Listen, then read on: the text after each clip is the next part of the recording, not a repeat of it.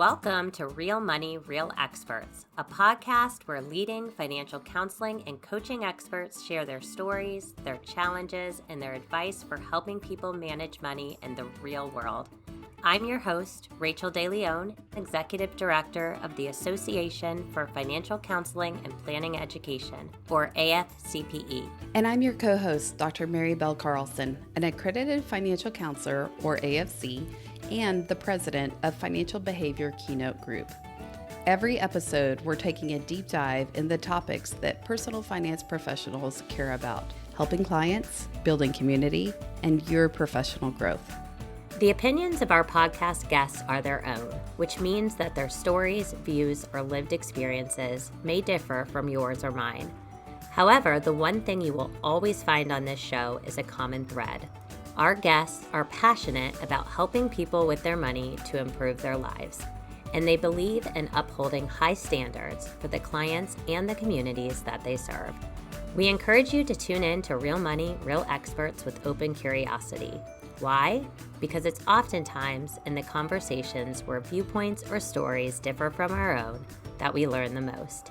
Today, we're excited to welcome two keynote speakers for the 2024 AFCPE Symposium, Lori Schock and Robert Mascio.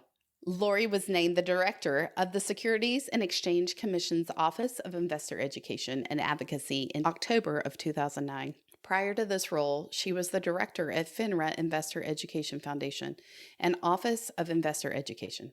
Lori has a law degree and Master's of Taxation from the University of Akron and a bachelor's degree from Furman University.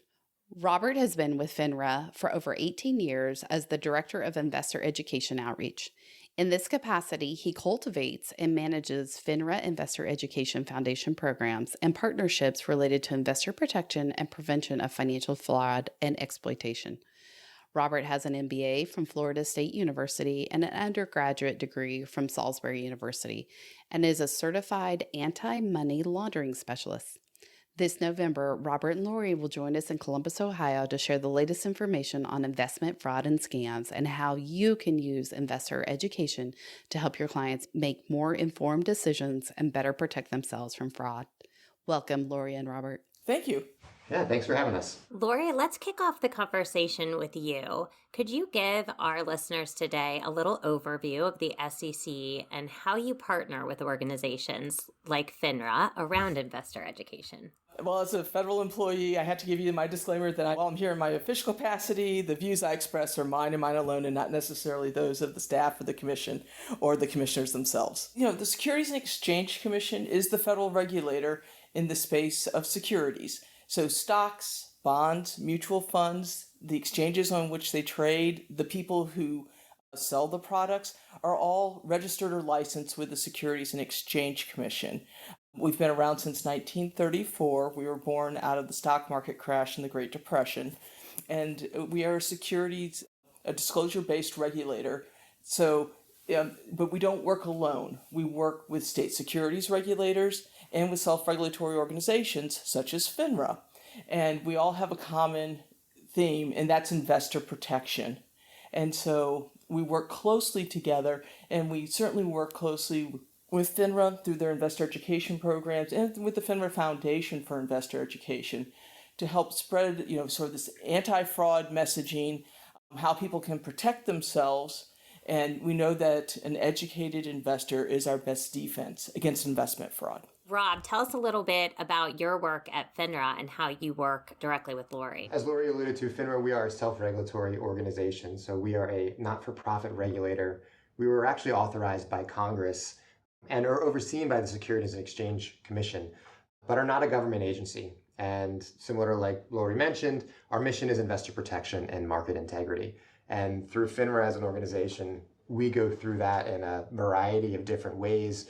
We conduct examinations of brokerage firms, we review customer complaints, and of course we educate consumers, which brings us to our work with the FINRA Investor Education Foundation and our Office of Investor Education. So the goal within the foundation is really to build financial capabilities for all Americans. And we do that through both education and research, as well as working with a variety of different partners. our foundation, we're kind of separated into the building wealth and the protecting wealth side of the business. And my focus within the foundation is on that protecting wealth. So really all things related to financial fraud, financial exploitation. And in order to inform consumers, we conduct a lot of research around financial fraud, what might make somebody more susceptible, what different frauds are out there. And then we use that research to try and educate consumers. And we do that through a variety of partners, the SEC and Lori's team being one of those partners, as well as a variety of other nonprofit partners. I love the ability for two governmental agencies to work together. And I remember this, actually, Lori and I go back for many years of seeing government agencies work together, especially in this idea of financial education in space. But I want to back it up for a few years. Lori, I'd love to hear from you. What drew you to your work and your career path? Oh, it was not a straight line. Let's just put it that way. So Never is. I actually was a registered investment advisor and a registered rep. So I was duly registered and worked on the other side. And to be honest with you, I was asked to sell products to people that I couldn't put my parents in. And so I thought, this is not a career for me, and I sought out a position at the Securities and Exchange Commission. The SEC is known for its enforcement programs and examination program, and this would have been in the early 2000 era, and I ended up in this fairly new office of the Office of Investor Education and Assistance. And I was a staff attorney, so my job was to help investors who were having problems. So if they called into the commission or wrote into us, we had a question or complaint, it was our job to try to help either resolve the issue or to, if it was something that the SEC didn't cover, to point them in the right direction. Maybe it was another governmental entity or state entity that they needed to contact. And so I worked in that, for a couple of years, moved up through the ranks, and ultimately I've been the director now for the past 15 years. We did have a name change, but the mission didn't change. So it's the Office of Investor Education and Advocacy. And so we still help investors. We handle about 30,000 unique complaints and questions on an annual basis. And that means if someone contacts us 100 times about the same issue, we count it once. So there's not a lot of fluff in those numbers. And let's just say nobody contacts us because something has gone well for them. There's always a problem, Yeah. And it's emotional because it involves their money. And so, like I said, we try to help resolve those issues, as well as running a nationwide outreach program, investor education program, and investor.gov is our retail-facing website that we also manage for the commission. And I do want to hone in just a second because you mentioned the name change. You've always been heavy into investor education. Talk to us a little bit more about the addition of advocacy and what that means. I think that was just trying to expand what we had input into. Our office looks at commission rulemakings that impact retail investors. So we have input into that. And then anything that deals with retail investors' concerns, whether it's coming in through the complaint handling system, where we raise that, because we also put out investor alerts and bulletins. The alerts are generally frauds that we're seeing, whereas the bulletins might be an explanation of a 300-page rulemaking that we've distilled down into 3 pages. Rob, I want to follow up with a similar question for you. I'm sure you had a very straight path for your career, but tell us a little more about it. What was it like for you? That's right. I think the more and more I do this work, the more and more I realize that my windy career path seems somewhat normal in this space. So, Yeah, Laura, it does. It's so true. It's nice to hear I'm not alone. So my career kind of took that unusual path. I looking back 18 years ago, this was not the area that I saw myself focusing in. But as I went through my career, I found more and more of a draw to it. So I started with FINRA 18 years ago, and I actually started in our market regulation group. So I was tasked with looking over market activity related to derivatives products. So that would include anything from options to structured products to collateralized debt obligations, all those fun products. I did that for a few years, and I was ready to kind of try something new. So I joined our examination program within FINRA, where I was focusing on going in and conducting examinations of brokerage firms. Kind of worked my way through the ranks, was an exam manager for a period of time. And then in 2015, FINRA started our securities helpline for seniors and our vulnerable adults team. And I ended up jumping on to lead that team. So that was 2015 to 2020. I was responsible for managing and leading our vulnerable adults and seniors team. And for those that might not know, our securities helpline, it's a toll-free number that anybody really can leverage if they have concerns or questions related to securities. We'll speak to a live and knowledgeable person who can help direct them to resources, to answer some questions, things along those. So they're really a great resource for individuals out there. But then in 2020, I was ready to kind of stop being so reactive and look to see how I could be more proactive. And that's what really led me to the work with the foundation. No, I love it. And we've done a lot of work with the foundation over time, AFCPE, and all that we've done there. One question for you, though, on the FINRA's hotline, is that the same as the broker check hotline, or are there special hotlines for certain areas? That is actually a different number. But you can actually, you can call the helpline, and if you had a broker check type of question, they'd be able to direct you to the answers that you're looking for. But it is actually a separate line. Got it. Okay, we'll include all of those in the show notes to make sure that people have access to that as well. Lori, you've been with the Security and Exchange Commission for a number of years, and I'm sure what you're hearing in terms of the different types of fraud and schemes has evolved over time. Can you talk to us a little bit about how the rise in technology, social media, cryptocurrency, how that sort of changed the landscape?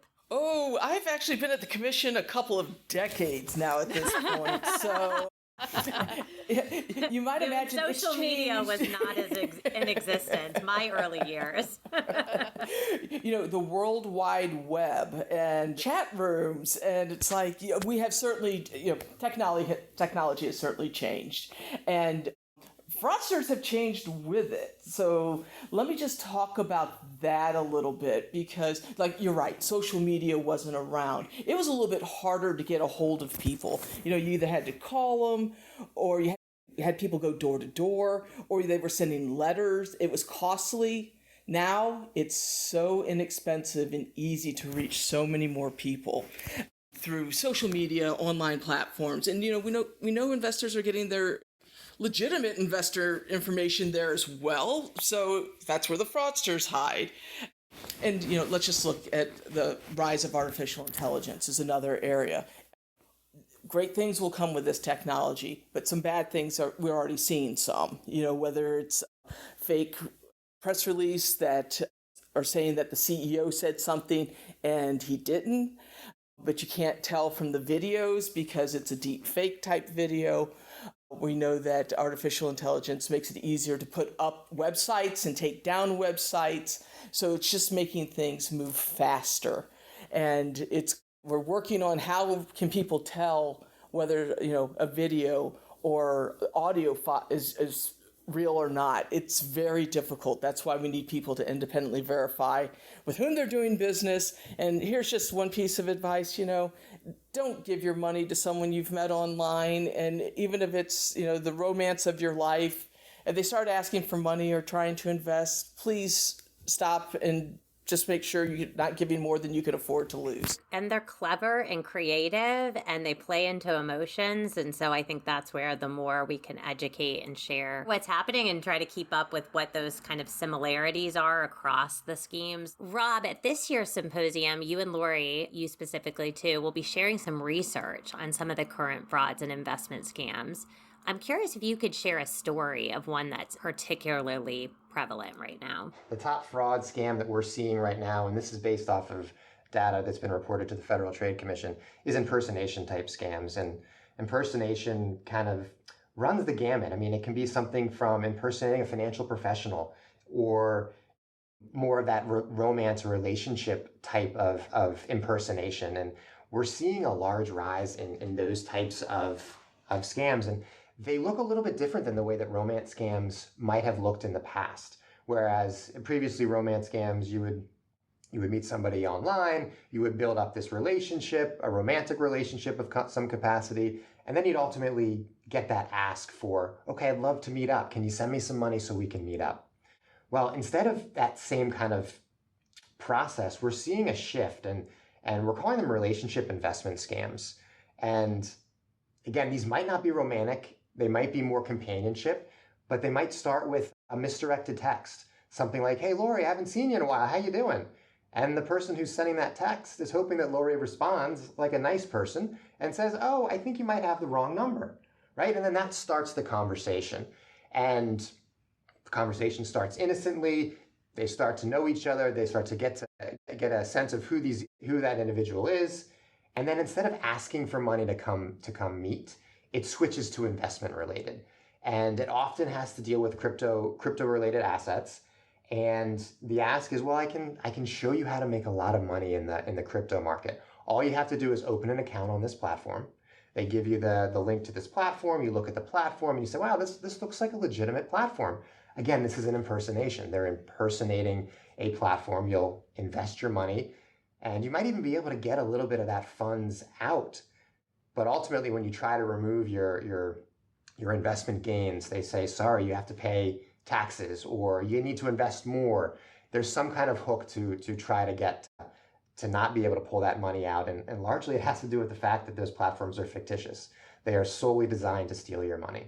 So Rob, let me ask you, how do you know a fake platform from a real one or a real text from a fake one? That's a very, very good question and a very difficult one to ask. So I'll take the easy answer and say, whenever you're dealing with anything that's securities related, you want to make sure that you're dealing with a registered individual. So how can you check that registration? You can go on to FINRA's broker check, which is brokercheck.finra.org, and you can look to see if an individual is registered. If they're, say, registered with the Securities and Exchange Commission, BrokerCheck will take you to the SEC site that gives you that same information to determine whether somebody is registered or not. So that's one of the easiest ways to make sure that you're dealing with registered individuals. But with the rise of technology, it's getting harder and harder to detect that something is fake. And me personally, I take a cynical view. I think everything is fake. So I'll get a text from an Amazon driver who's trying to find me to deliver my package, right? And it might be a legitimate text. I consider everything to be illegitimate. So I take a very cynical view. It is. And in the age of AI, I think it's only getting harder to be able to tell the real from the fake. One of the things that I'm seeing as well is it's almost expected that your information is going to be hacked. I mean, you're getting letters constantly throughout the year that some healthcare organization or organization you belong to was hacked and your information is out there. And we're starting to wonder, what can you actually do to keep your information private? Lori, would you take this one and maybe give us some recommendations on what to do when their information is going to be stolen? I think some of the best ways you can help protect yourself, one, we're all pretty much on an online environment. So first of all, use good hygiene being online. If you have the ability to use two-factor authentication or use biometrics, do that if you can, because at this point in time, they haven't stolen our iris scans or hopefully not our thumbprints or our facial recognition. But I hate to be that cynical, but I guess it's coming because they have all the other information, especially given this latest data breach that included, was it 80 million or more individuals? So checking your credit report, maybe putting a credit freeze or lock on your credit report so that people can't open up lines of credit and get you into debt that you didn't know, that you didn't own, you didn't open it, but someone else did that on your behalf. And just constantly, watching and monitoring your accounts, your credit report.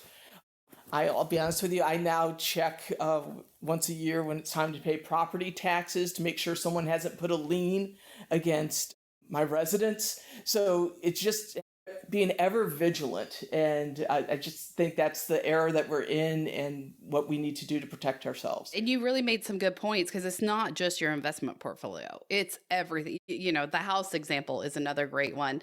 Rob, I'm curious. It's one thing for me to be able to use my biometrics and use my phone and two-factor authentication. It's another thing for my parents, right? And many of us work with older clients or maybe older investors.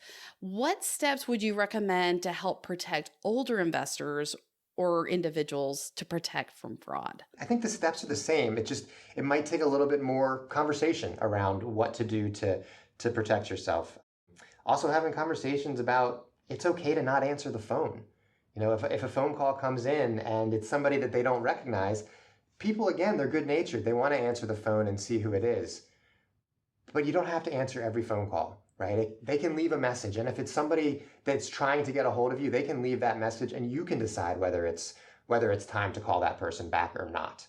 The other thing I'd say is to make conversations around fraud and scams kind of a family affair. Have those conversations around the dinner table or when you're talking to your loved ones or your family, friends, whoever it may be, sharing what scams and frauds are out there, because we know that the more we talk about it, the more knowledge we have around what scams are out there, how they operate, the better protected we can be, not only to identify, but to ensure that we're not moving forward in a potential scam.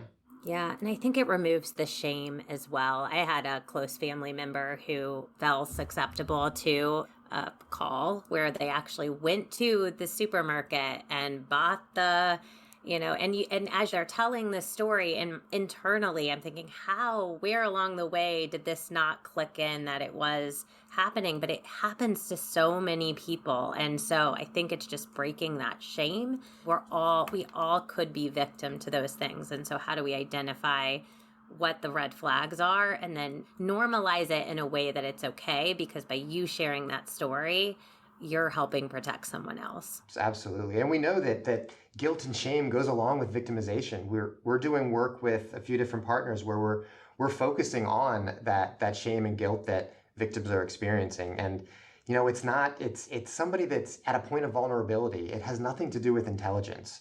And we know that scammers are getting more and more sophisticated. So it is harder and harder to tell. It used to be you'd get an email and you'd say, well, there's grammar errors in that email. It has to be a scam. Well, that's not the case anymore. These scammers are getting much more sophisticated. So trying to find ways to remove that shame and guilt and approaching situations with empathy is really important. Rob and Lori, at the end of every interview, we ask our guests to share their 2 cents. If you had one piece of advice to leave with our listeners today, what would it be? Well, I'll start off with that. How about that? First of all, let's just go with that educated investor here. And, we've talked about so many of the different frauds and ways to protect yourself. And the scam artists are getting better and better, and the technology is making it easier for folks. I hate to say it, but I think we have to take everything with that initial cut, if you will, that if someone's reaching out to you, you didn't contact them first. But it's this unsolicited contact, whether it comes from email, text, over the phone, knocking at your door, whatever it is. You just have to, have your spidey senses up on that and just wonder, is this, I'm going to start with this is a fraud. Prove to me otherwise that it's not. Okay? I just think people need to start with that edge, if you will, because it is so prolific. They have gotten so much better at masking who they are and what they're standing for.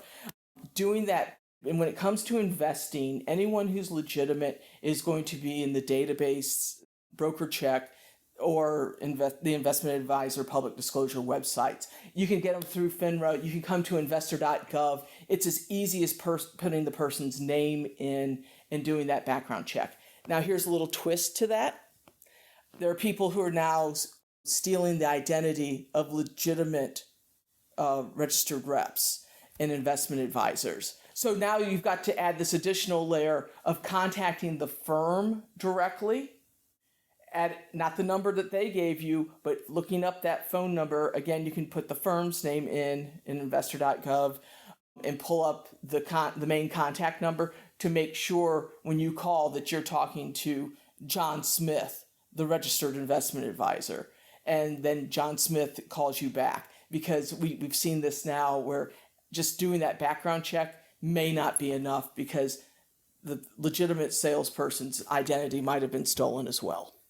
So Do your background, due diligence all the way around. Good advice. How about you, Rob? So I'll just kind of pick up right where Lori left off. That knowledge piece is so important. I know I talked about it before, making sure that you're making it part of your daily conversations, but I would also say slow down. Slow down your decision-making process. We know that fraudsters and scammers that are out there, they are using manipulation tactics to try and get to people's vulnerabilities. So the more that we can slow down and add that piece of time between the pitch and your response, the better you'll be able to assess the situation with a clearer head and do that research that Lori was talking about. So coming up with things like a refusal script, an easy way to buy time between that pitch and the response. And a refusal script might look something like, I don't make any financial decisions before I talk to my accountant, or before I talk to my spouse or my financial counselor, whoever it may be. But it gives you that out where you don't have to respond right away. And it can be made up. It can be fictitious. You don't have to have an accountant in order to say, I have to check with my accountant. Mm-hmm. But looking for ways to slow down that decision-making process. We're looking forward to having you both at this year's AFCPE Symposium and learning more to help get our guard and defenses up against fraud. But it's been pretty heavy. So Lori, I'm going to have to end with a light note here. Would you share with us a light note story to wrap us up? Sure. So early in my career, I was down in Atlanta and I was speaking at a national investor conference. And I was just a few minutes, not even a few minutes into my remarks, and a woman in the front row asked what the Southeastern Conference was doing here.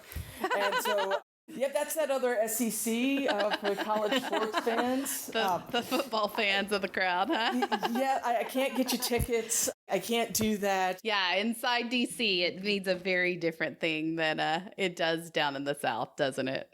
Lori and Rob, thanks so much for joining us today. Please tell our listeners where they can connect with you. Great, I'll go first. So for the SEC, if you have a question or complaint, you can send it directly to us at help@sec.gov, or you can speak to one of the investor assistant specialists or attorneys at 1-800-732-0330.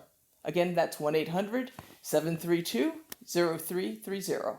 And don't forget, investor.gov has all the resources I talked about today, and you can file a tip or complaint there as well. Perfect. And I'll share our FINRA website. So finra.org/investors is where you're going to find all of our investor-related content. You'll find our fraud content there. You'll find different articles that we put out on a variety of topics. So finra.org/investors. And I mentioned that securities helpline for seniors earlier on. Well, thank you both. This has been great. We'll see you in Columbus. Mary, this is always a heavy conversation, but a really important one. And a big reason we wanted to have Lori and Rob join us at the symposium this year. I think as human beings, most of us, if not all of us, we know someone who has been a victim of fraud, or we ourselves have been a victim of fraud. And it's probably not a question of if, it's probably a question of when. And so, fraud is running rampant these days with the rise of technology. And the more we know and the more we can educate our clients, the better chances we have of avoiding these schemes. For me, it's very personal, and I think it's very personal for a lot of people. And so I'm really excited to have them there. Both the SEC and FINRA Foundation are doing really great work and have really great resources, and they have good stories. And I hate to say that, we want to share these stories, but I think that is how we share information, and that's how it resonates, are through these stories and hearing about what's happening. And then, like we said, the more you talk about this with others, we break down the shame and we help others navigate before it happens to them. Absolutely. And I'm really glad that they talked about how scams used to be, because they used to be so ridiculous that you could totally sniff them out, right? And yet it's become this morphed world of so hard to tell. I mean, it was interesting to hear, I believe it was Lori saying, you got to do your double diligence, because even on FINRA and broker check, you still don't have 100% bulletproof situation. And so I just think that it is becoming such a rapid, ever-changing environment that this is something you can't have taken a course on 10 years ago and still be relevant today. So this is a conversation we constantly have to be updated, even year to year, because so much happens in a single year. And then I think the other interesting part is, yes, you may have your skill set or check your credit report, or like Lori was saying, check your liens on your house multiple times. But we've also got to take into account, for some of us in that middle life situation, I think of my parents and what they're susceptible to, but also my children, because you're not safe. If you have a name and a social security number, you may not even need the name. If you have a social security number, you're at risk. So whether you're 3, you're 30, you're 63, or 93, this is a common issue that is so rapidly changing that we've got to be able to understand it more and get our arms around it to be able to stay constantly, I think this is Lori's words, constantly vigilant, because you just never know when the next one is. So I'm really looking forward to this and so many other things at this year's symposium. Make sure and register now at afcpe.org/symposium. We hope to see you there.